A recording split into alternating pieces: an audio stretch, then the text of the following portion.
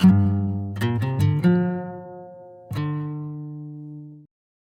everybody. This is Carter. Welcome to this episode of Making It Up.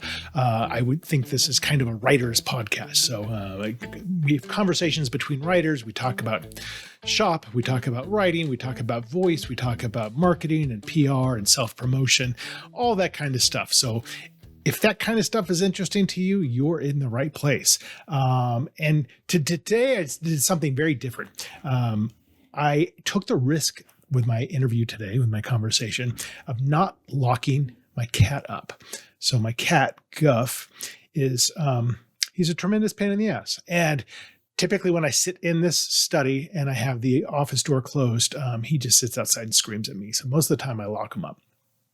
Or in fact, all the times I lock him up. Today was an exception. So I tried it today, and he was pretty mellow for the most part. He sat outside the door and just waited for me. But when we got to our storytelling bit, he started howling a little bit. So you might hear that in this conversation. Today, my guest was Katrina Monroe. So Katrina is, I don't want to label her a debut author because she's published a couple other books with a smaller press, but now she's with Sourcebooks with the imprint Poison Pen Press, which is actually the same publisher as mine. And her book coming out in July is They Drown Our Daughters, which is a great book and a great title. I got the chance to read it. It's fantastic. It's dark. It has elements of horror. And we spent a long time talking about what constitutes horror, what constitutes genre, and how much does it actually matter. So that was an interesting conversation to have with her. And we talked just about, what's it feel like to have kind of at least your debut book with a larger publisher coming up, and what are the things that you have to do in preparation for that? What are the things you weren't expecting? She's starting to attend conferences for the first time, which is critical for any author once they start getting published, I believe. So it was very interesting, and we had a great conversation. I'm very excited for her. And I was glad to get the chance to read her book. It's a fantastic book. I gave it a nice blurb.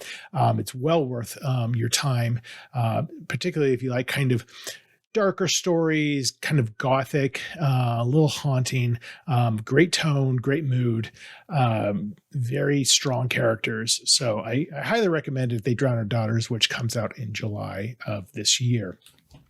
And at the end of our conversation, we make up, a little dark little story as well, based on a sentence from a collection of Victorian ghost stories. So I hope you enjoy. This is my conversation with Katrina Monroe.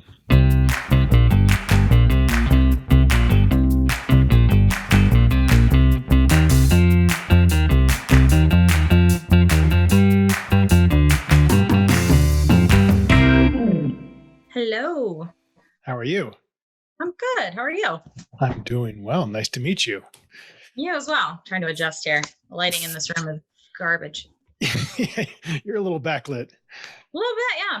When you do your events in July with your book launch, you're going to have to get the ring light and all that kind of stuff. Assuming there are hopefully some in-person events. That's what we're hoping. So we'll find out, I guess.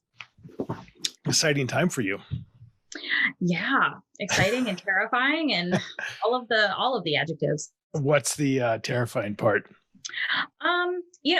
We've spent so long, having to be isolated. It's the thought of actually going out and having to, socialize is pretty daunting. And self-promote. I think that's... Yeah, that too. No one wants to do that when the world is a dumpster fire. So, and no, very few authors want to do it anyway. Most of the people that I talk to are skew introvert. And just, they're like, I just want to sit in my closet and write. I don't want to talk to anybody.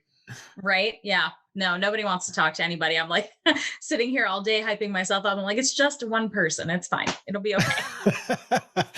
I'm actually, I'm teaching at Craft Fest at Thriller Fest this year about everything you need to do that's not writing.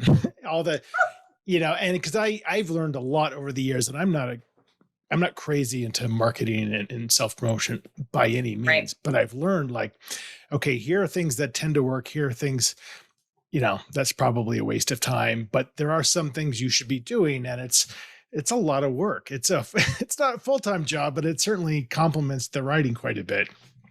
Yeah, and it's really difficult trying to figure out what parts of it you're good at and what parts of it you need to just kind of hope that you can lend to other people, because trying to learn it all, especially for a debut novel, is not exciting and very difficult. So Yeah, and it changes all the time. So first question, because I was on your webpage, is I want to know the deal with the tattoo.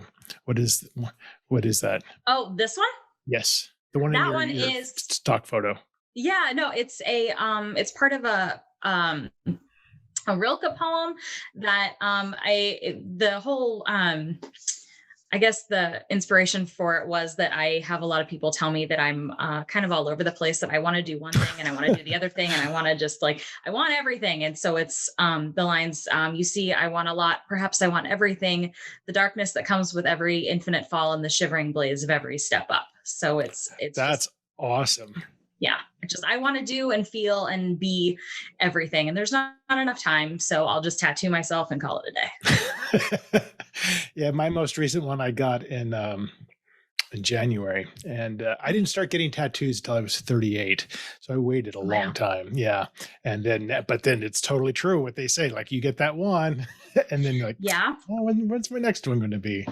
Yeah, So, yeah, it's true. Yeah, I recently with the sale of Drown Our Daughters, I told myself, okay, this is the excuse I have to finally get that sleeve tattoo. So I've spent the last uh, 7 months, monthly sessions trying to work on a sleeve that I would show you, but I'm in a sweater, so it's difficult. But oh, that's um, that's actually funny. That's what I just did and I still have another full-time job, but it's pretty.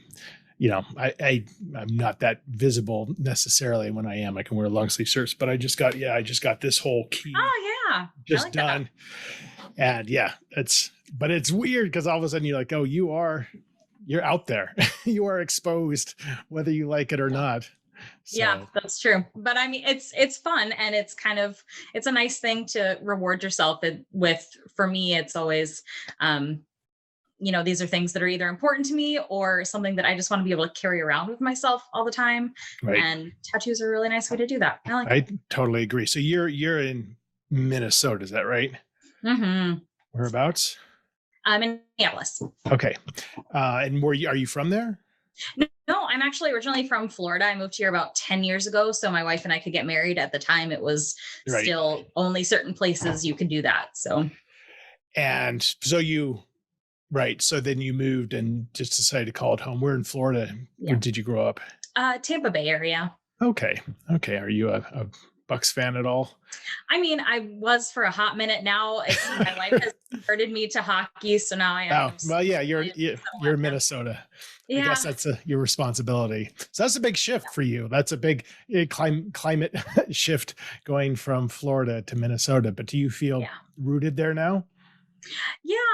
It's funny because it's something I talked about with someone else I was talking about my book with. They talked about feeling kind of displaced, and I mentioned how every time I go back to Florida now, I go back once a year at least for my sister's birthday, and every time I go, it's less and less home. It's just kind of there, and everything changes without me being there. So I come back and everything's different, and Right. I don't really recognize it anymore. Yeah. Yeah. I lived in Coral Gables in Miami for about 2 years when I was in my young 20s. But yeah, I don't miss Florida at all.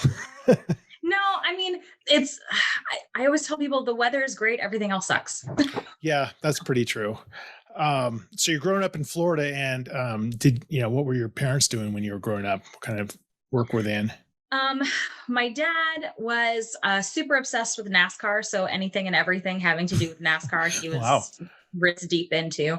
My mom was a hairstylist for a really long time. And then she jumped around and did just admin work wherever she could find it. So your dad made a living out of NASCAR as a hobby. no. He just liked it. He just liked it. No, he did not make a living at it, but he was very upset. As far as I know, he still is obsessed with it. I haven't spoken to my dad in a very long time, so Oh, okay. yeah, I'm not sure what he's doing now. NASCAR is forever popular for many people. Yeah, that's true. So where did the creative gene come from, do you think? Like, what do you have a moment where you kind of recognized that you were interested in creative arts, creativity, storytelling? Sure. Yeah, I'm the oldest of 6 kids. So I was never really alone unless I was in my own head. So writing little stories and just journaling were kind of a way for me to be away from all of them and just be in my own little world, I guess. I remember my very first story I ever wrote. And I remember I will never forget my babysitter at the time, because I wrote, her name was Maria, and I wrote this story about a girl who gets rescued by a leprechaun or something. Mm-hmm. And she read it, and her only criticism was, you have to use quotation marks around dialogue. And I was like, oh, okay. So Cormac McCarthy doesn't do it. Right, exactly. I'm like, if I could only go back and tell her now, that's Right. not true. It's fine. But yeah, so I did a lot of that kind of stuff. And my parents weren't necessarily, they're not super creative types. My stepdad is now. He writes screenplays, and so we kind of talk about that sometimes. Okay. So, I mean, but it's interesting when you think about it. And I don't know how old you are, but like, I'm assuming, if you were spending a lot of time journaling as a kid, you didn't have cell phones, and you didn't have all the gadgets that I think, if were you that age now and you're trying to escape in the head, you might totally just go to electronics, and that writing would never have happened. Yeah, maybe. I think that's true. I think it's true for a lot of people. I think, because I talked to a lot of people, and that's a very similar story. It was an escape. Storytelling was an escape in writing, and because there was nothing really else to distract you except for TV, and in which case you would probably be fighting with 5 other kids to watch the show you want to watch. Yeah, pretty much. Yeah, no, I think that's true. I'm 35, so I didn't get my first cell phone until I was in high school. Yeah. So up until that point, it was all just, journaling and little creative outlets that I could find. I'm actually kind of impressed with my I have 2 kids, one's 14, one's 15, and my 14-year-old he does spend an incredible amount of time on TikTok, but he also draws. He's going through sketchbooks and pens all the time. So I think the kids will be okay. Yeah. I hope so. Yeah, I have an 18-year-old and a 16-year-old, and they manage to do lots of other things. But man, they're on their phone I guess we all are. I mean, it's kind of sad. Yeah. Makes me feel old. Did you have a point where, say in high school, where you recognize, like, oh, I want to go deeper into this, I want to study this, or is that something that you pursued in college? It was actually later. In high school, I did write a little bit, but I didn't necessarily think it was anything more than just for myself. Right. I mean, I was part of a journalism club, and that was fine. Mostly it was just something that I could do for the credit, but I didn't actually thinking I could write stories until, like, ones that I could actually put out into the world, until after I had my first child, and I was all of a sudden hit with this time to fill and feeling very unfulfilled by the things I was doing, because I had kids very young. So I felt like, my life is over. What am I going to do with myself? Dropped out of college and just found myself in a very strange situation. And I'm almost ashamed to say this. And I read and loved Twilight. I was obsessed. And I think it was a lot of having to do with, it was a really good escapist story. Like, it wasn't necessarily the best written story, and there were some things that were really weird about it, but it was really easy to just kind of like fall into. And so the very first thing I wrote was a blatant ripoff of Twilight. Blatant ripoff. So not fan fiction, just a ripoff. Just a total ripoff. And so I wrote this whole, like, 50,000 word something, and I thought it was just the greatest thing until without any guidance from anyone, I just started sending it to agents. I was like, they're gonna snap this up. This is like nothing. So it was 15,000 you said, or 50? 50. Okay. That's a little bit better.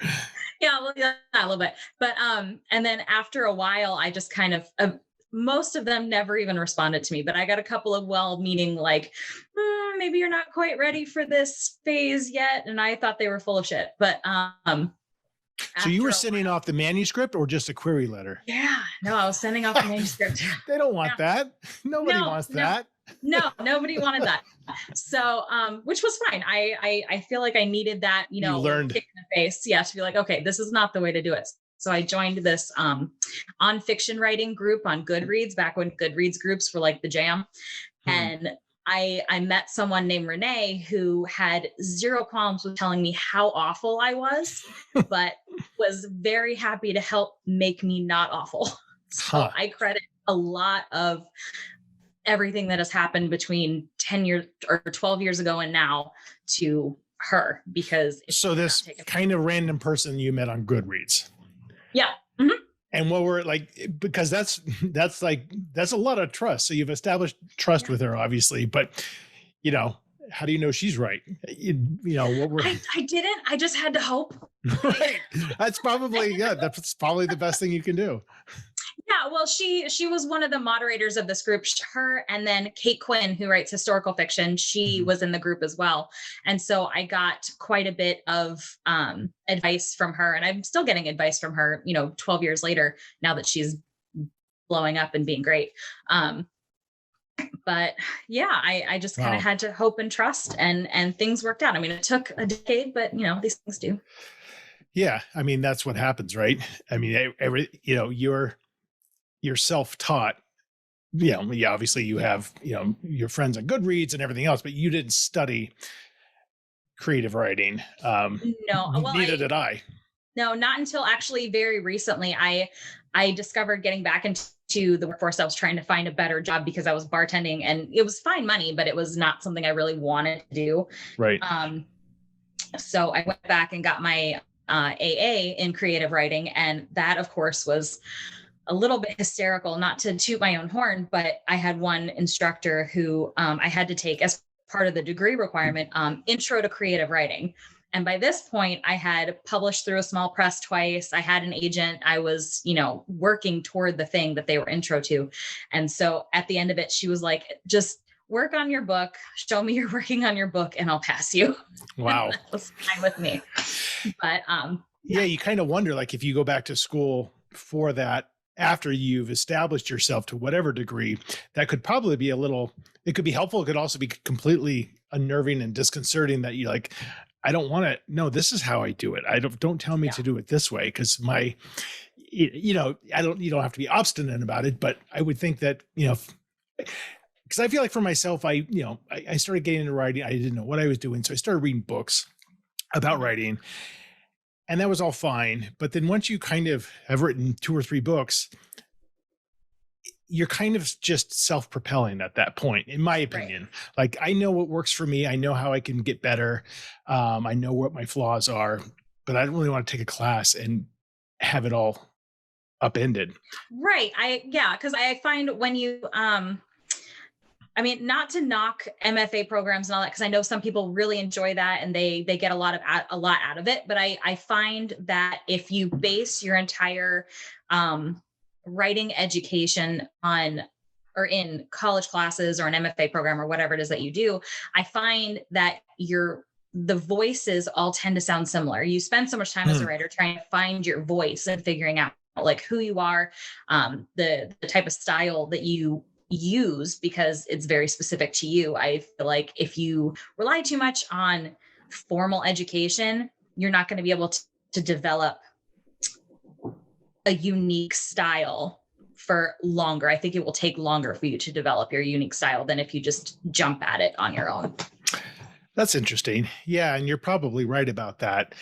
And I think it's so hard to define what somebody's voice even is, right? Like, yeah. After 20 years, I couldn't tell you like my voice is X, Y, and Z. I know my style and I know how it's changed over time. And I know some of the things that I do that are very specific to how I write. Is that a voice? I don't know. I don't know. Yeah, I don't know. I do know that it's one of those like X factor things, I guess. Like when you read a book, you read it and you either immediately connect with whatever the voice is or you don't. And I think that writing is the same way. You either connect with the voice that you're using or you don't. Like when I was ripping off Twilight, I was very clearly not using my own voice. Right. So it was never going to be anything good. Yeah, I think voice is an identifiable thing where somebody picks up a book and says, "Oh, this is a Katrina Monroe novel." It's very clear. And I don't know why I can tell you that, but I after read 10 pages, I can tell you this is her for sure. I think that's probably as good of a definitive voice as I can figure out. But Yeah. I think it's good not to spend too much time thinking about it and being, direct about it. So you published a couple books with a small press, you said. Mhm. And did you have an agent before then, or that's what got you the agent? No, it wasn't necessarily what got me the agent. I was at a really weird place where I'd spent so much time trying to quote make it, in the publishing industry, and I'd been rejected by so many agents with so many different books that at that point I was just like, well, maybe that's not the path for me. Maybe I'm supposed to be doing small press or indie or whatever. I did not like the idea of self-publishing because I am not a great marketer. I'm not a designer or anything by any stretch. So that was not the way to go. So I looked into some small presses and I found one that I felt okay with, and I published a couple of books with them. And then after 2 books, I kind of realized I'm not going to make any sales this way. I'm not going to excel this way. I need to just keep pushing. And then it was the next book that I wrote that got me the agent. And was that They Drown Our Daughters? So you got an agent on? No, Okay. It was a, what I call my vampire Snow White in a circus. Oh, It was, I thought it was excellent. And obviously my agent thought it was great too. That wasn't the book that sold. And actually it's my favorite story to tell about my publishing journey is that They Drown Our Daughters actually was originally rejected by the editor I have. She rejected it outright because it started out as a mermaid story and it was more dark fantasy than horror. Yeah. And so she rejected it. I moved on to writing another book. And then almost a year to the day later, the editor emails my agent and says, I can't stop thinking about this book. What if we made it horror? Would you be willing to do that? And I said, yes, if you'll buy it. If that means you're going to take it, I will do whatever you want. And surprisingly, it was not that difficult to make it a horror novel because all of the little elements were there. I just needed to kind of push them a little bit. Yeah. And that kind of opened up this whole new world of writing for me that I found I really enjoy. So let's talk about that for a minute. Let's talk about horror, because I read your book, obviously, and I loved it. Great book and fantastic title. And I think it's going to be very successful and it's very dark. I feel like I get so tripped up with genres, right? And, when I read your book, I would have called it dark, maybe gothic. Horror. I don't know. I know. I mean, it depends on, so was that weird for you? Like when your editor says, let's make this into a horror novel, what's going on in your mind in terms of like, okay, what is horror? What does that mean? How dark does this have to be to become horror? Yeah, I actually had a lot of those questions. My horror knowledge is, was definitely and is still now just woefully small. My whole understanding of horror has always been Stephen King and slasher movies. That's just what I thought horror was, Right. And so when she said make it horror, I had just finished watching the Haunting of Hill House series on Netflix, and I believe Bly Manor had come out at that point too, or was coming out at that time, and it kind of, I don't know if it did for a lot of other people, but kind of clicked something in my head that horror doesn't necessarily have to be one specific thing. I saw another author say, I think it was Julia Armfield said that to her, horror is the most romantic of the genres because with horror, fear is so undefinable. I think everyone is scared of something else. Like no two people are going to have the same fears in their life. So calling something horror, I feel like you can call anything horror if you really wanted to. Sure. So for me, horror is just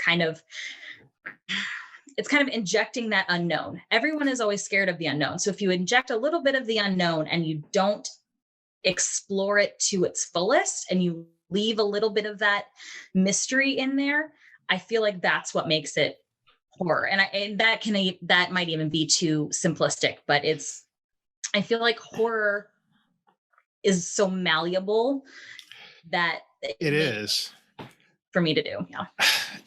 It is. And I think every genre is, right? So like my book, Mr. Tender's Girl, I write really dark stuff, but it's always called thrillers. And, my editor once kind of said it's kind of thrillers that have elements of horror, whatever that means. And I agree. Everything bleeds into other things. But the moment that your publisher puts the word horror physically on your book as opposed to thriller, that completely changes your market. I think. I think just somebody who picks up a book without knowing anything and sees that it's horror might grab it or might stay away from it simply because of that. So it does matter how it's marketed, don't you think? It really does. And I think that I think even that can be really difficult. As the review, I know we're not supposed to read them, but as the reviews are coming in for my book from NetGalley, I'm seeing a lot of people kind of challenge the idea that my book is horror at all, because when you slap a horror label on it, like you said, you have a kind of you have expectations when you go into it, right? Yeah. A lot of people, I'm sure, like me, have the same general understanding of horror. Horror is blood and gore and blatantly scary imagery, things that you would like, jump scares, that kind of thing. So I find it, I think that, marketing is probably the most important aspect of calling something anything, especially horror, because if you insist something is scary or you insist something belongs in a horror genre, I think eventually people just kind of accept it. So I don't know. Like I said, I'm still incredibly ignorant about what horror means for people. I'm kind of developing my own understanding. I don't think you're ignorant. I don't think anybody knows. I just find it an interesting conversation because I struggle with that as well. And my default position is I'm going to write the story that is interesting to me. And I don't quite know what it's going to be because I don't outline. So it's going to come to me. And then at the end, we'll figure out what it is. And I know I have certain elements in my mind, but Stephen King's a great example. I'm a huge fan of Stephen King. And, I would say at least a third of his stuff doesn't even come close to being horror. It's just suspense or it's fantasy. And it might have some dark scenes in it. But I don't know if that makes it horror. Like with your book, I would, as I was reading it, I had the sense that the horror, it being a horror novel was more about the mood and the atmosphere, the pervasive sense of almost dread, as opposed to, like you said, blood and guts and jump scares, which, I think aren't necessarily super interesting elements in a book. I love when a tone is just like unsettling throughout the entire book. And and that's what yours was like. I'm not going in the water ever again after I read this book. And I feel the same way, that I feel more unsettled by the tone, or just like you said, the feeling of unease than I do any particularly scary scenes. Like I read recently The Return by Rachel Harrison is probably one of my favorite books right now. Oh, wow. And it's really, really good. And I loved it because there was such a feeling of something is wrong throughout this whole book. It wasn't necessarily, there were some scenes with blood and there were some scenes with monsters, and, those are horror elements. They're scary, I suppose, for some people, but that wasn't what frightened me. What frightened me was following this character who had no idea what was happening with her friend, didn't know if she was ever going to know what was happening with her friend, and her feeling of fear is what, stuck with me. And that only works if you connect to that character. You know, you have to be in their shoes a little bit, as not only as the author, but certainly as a reader too, because otherwise you don't care. It could be as much horror elements as you want, and it just doesn't really matter. So are you, as a debut author, what kind of things are you going through? Are you starting to go to like, writer conferences? Are you going to go to StokerCon, for example? I am going to StokerCon. I'm very excited about it. I will see you there. Cool. It's my very first like convention, anything ever. I've always wanted to go, but I could never justify because I'm like, I'm not making money. Why would I go? It's expensive. So, yeah, exactly. So I am going to do that. I'm going to go to, and I have no idea how to pronounce this. Is it VoucherCon? Yes, that. It's in Minneapolis. That's right there. Yeah. I just booked my tickets to that too. Awesome. So I'm doing that. I have been visiting kind of bookstores in the area, just kind of like, hey, I write books. Do you want to read it? Kind of thing, and trying to meet up with like different writers groups in the area, see if I can find them, stalk them, that kind of thing. Totally. That's part of it too, right? Like now that you're kind of seeing like the whole other world outside of writing also includes networking, just as it would in any business. And so I'm a big believer in going to those conferences, trying to get to know people who serve on the board. How can I help? And it's amazing. Like you meet amazing people and who are generous with their time. And, that unfolds things for you as you move forward, that if you just stayed in your house and only wrote, you wouldn't have those opportunities. Yeah. And I'm excited to do it. Like I said, it's this whole, everything being debut is brand new to me. So I'm excited to actually get out and talk to people and meet people and put faces behind the Twitter handles, because I, kind of insert myself into Twitter conversations all the time, trying to, wave from the doorway, as it were. But right. So you've had a long journey for sure. I mean, I know you've published before, but this, probably you're not a debut author, but as with this size, with Sourcebooks, certainly, who is a substantial publisher, that's a pretty big deal. And it's sometimes it's hard to keep the perspective of like, this has taken me so many years and I've had so many rejections, and it's not like, money is raining down upon me because I have a book out, but still the fact, so few people even get to the point where you're at, or where I'm at. Like it's important to, I think, take some time and reflect and be grateful for like, wow, this is pretty cool. This book is going to be out in the wild and there's people reviewing it. Right. There's people more than just my wife and my mom reading it. I'm like, great. I'm so excited. And I think it's okay to read reviews. My theory about reviews, I mean, first of all, never engage ever. And I know people who do, which is insane to me. But I like where you're at right now. Like it's pre-publication.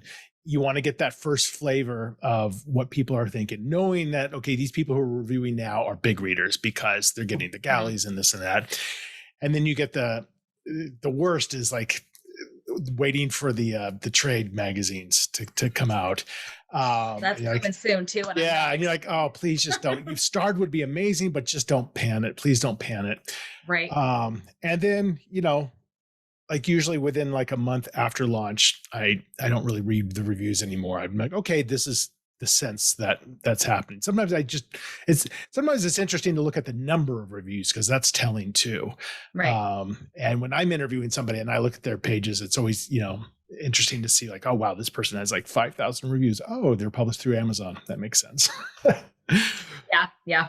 No, for sure. My wife and my sister who's staying with me through, or for the next couple of months, they've both been yelling at me every time I pull out my phone. They're like, you're not looking at reviews, right? I'm like, no, close it out.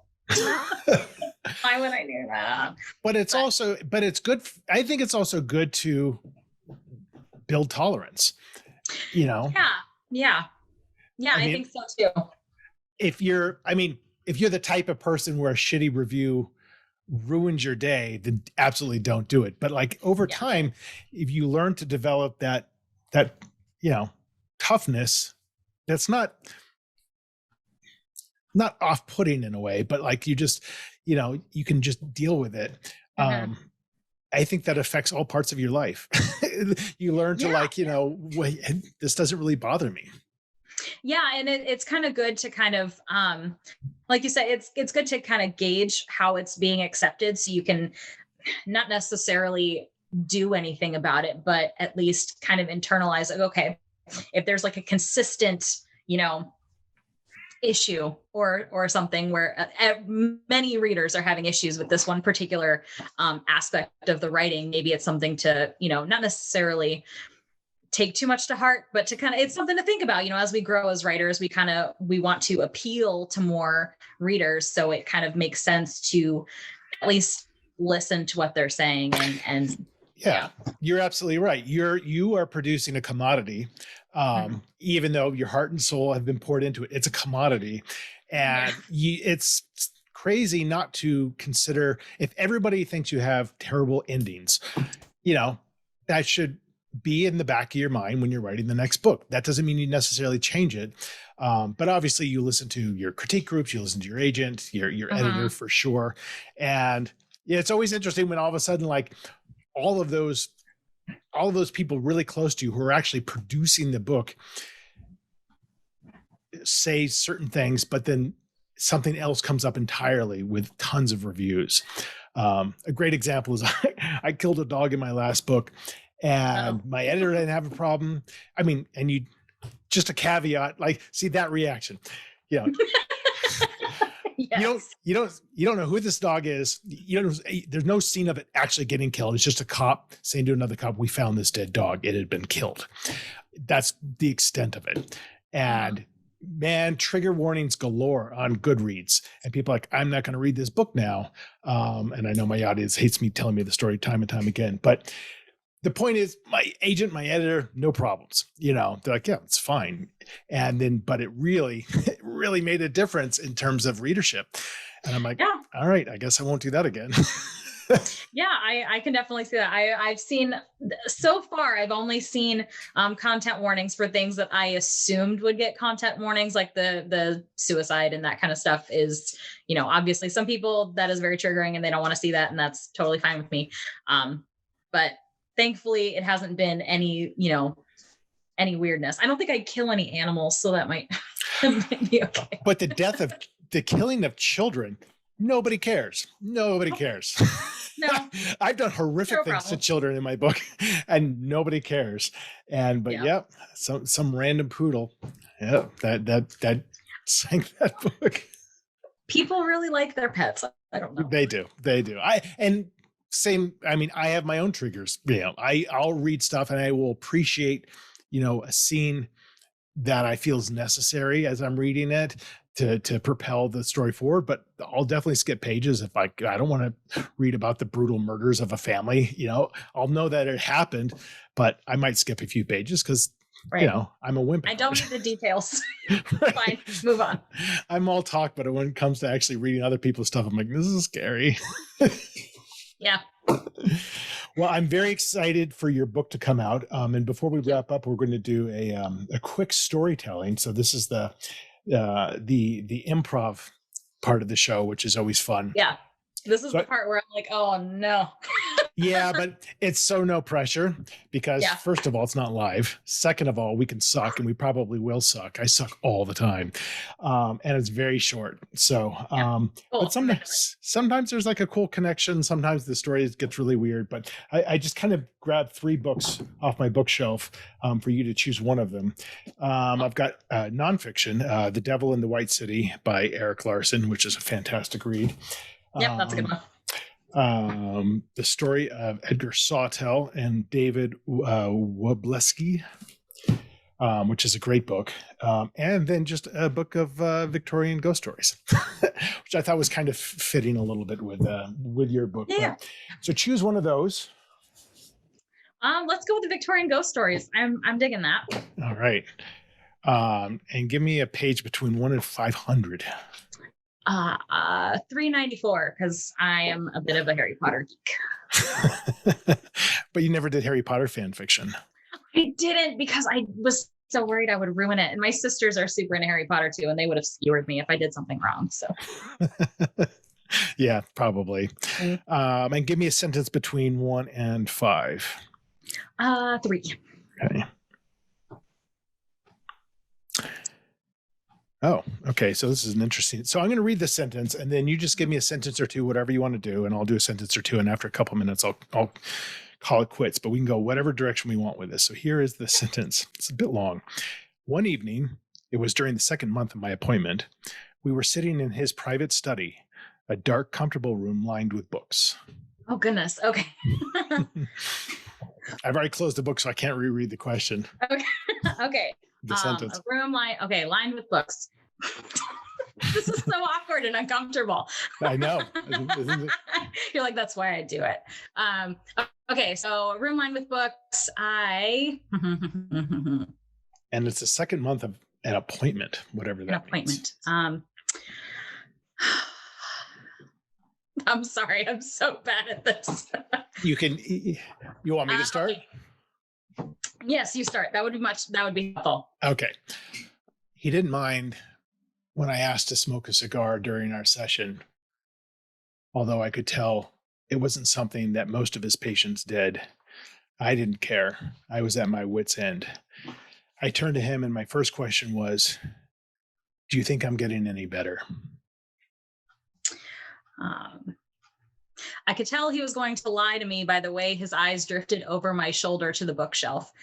His eyes had been flickering that way for a while now, and it made me wonder what he was looking at. Kind of unprofessional, I thought.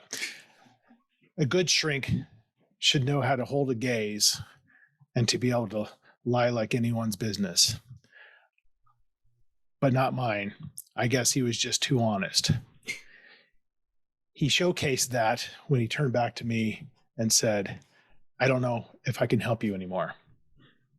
He was the third doctor to say this to me in as many years. To say I wasn't surprised was an understatement, but I was also disappointed. The relationship with my daughter depended on it. I knew that I needed his approval, his written signature, to help at least get the restraining order dropped. And how I've tried over the last 2 months to say all the right things, but we're just not going anywhere. I felt the rage started to bubble up in me, and I tried to push it down.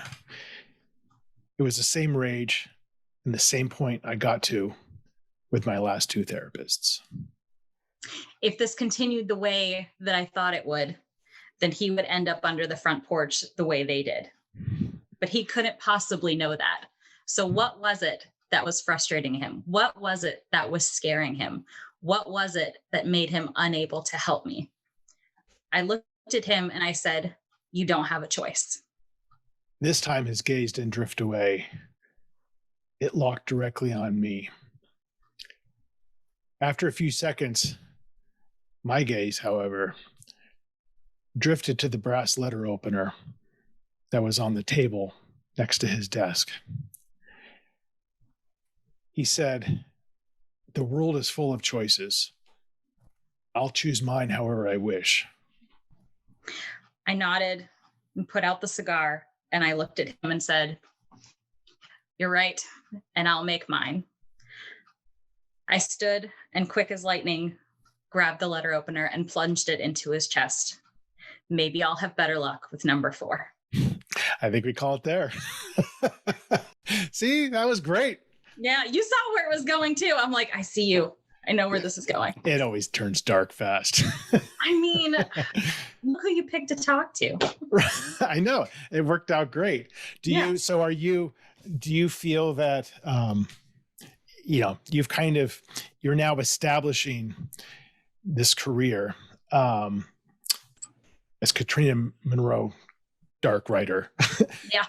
Do you feel on that trajectory of like, okay, I guess, I'm sure you enjoy the content that you write. But do you have any sense at all of like, okay, this is kind of the track that I'm on right now, and people are going to expect these kinds of stories from me? And does that frustrate you, or is that exciting to you? I think it's more exciting than anything, only because, like I said, it wasn't a path that I picked for myself. So it's kind of interesting to kind of feel myself out that way. And I write these, these dark stories, and they come out however they come out. I can only write what I like. And sometimes they're very dark, and sometimes they're only a little bit dark. And I, like you said, we can only write what we enjoy. So I think I'm just going to keep writing this road and see what happens at the end of it. I have not yet reached my peak where I'm like, I don't think I can keep writing all this darkness anymore, because we're in these times. It's not hard to find inspiration. Right. Well, and even like the most horrible shit that you could write is still an escape, It is. And it's safe, and it's a place for you to be able to go, and it's a place for your readers to be able to go. Like the last thing I would want to do would be write nonfiction about the current state of the world. That would be so depressing to do. That would be the absolute worst. Yeah. But you're right. It is definitely an escape, because it's like, well, at least my life is not this. I have not witnessed spoilers, witnessed people disappear into the ocean in front of my eyes. That has not yet happened to me. So trigger warning. Fine. For real. Well, I'm very excited for you. I guess I will see. I'm in Denver, or I'm in Boulder. So I'll be at, StokerCon. I've never been to a StokerCon before, but Sourcebooks thought it would be interesting. So I'm like, am I a horror writer? And then I will see you also at BoucherCon. But fantastic for your release, and I'm very excited for it. So that's in July, right? It is July 12th. Awesome. Well, congratulations, and looking forward to seeing you at some of the conferences. Yeah, thanks. You too. Nice chatting with you. Yeah, bye. Bye. That was my conversation with Katrina Monroe. We had a good time. She was a very interesting person, and I'm looking forward to seeing her on the conference circuit, I guess, and hopefully maybe at some Poison Pen Press events. If you want to know more about Katrina, you can go to her website and check out her stuff there at katrinamonroe.com. If you want to know more about me, or subscribe to my newsletter, or see my upcoming events, just visit me at carterwilson.com and shoot me an email. I'm always happy to get emails. Anyway, that's it. More episodes coming out soon. I appreciate your time and your attention. Take care.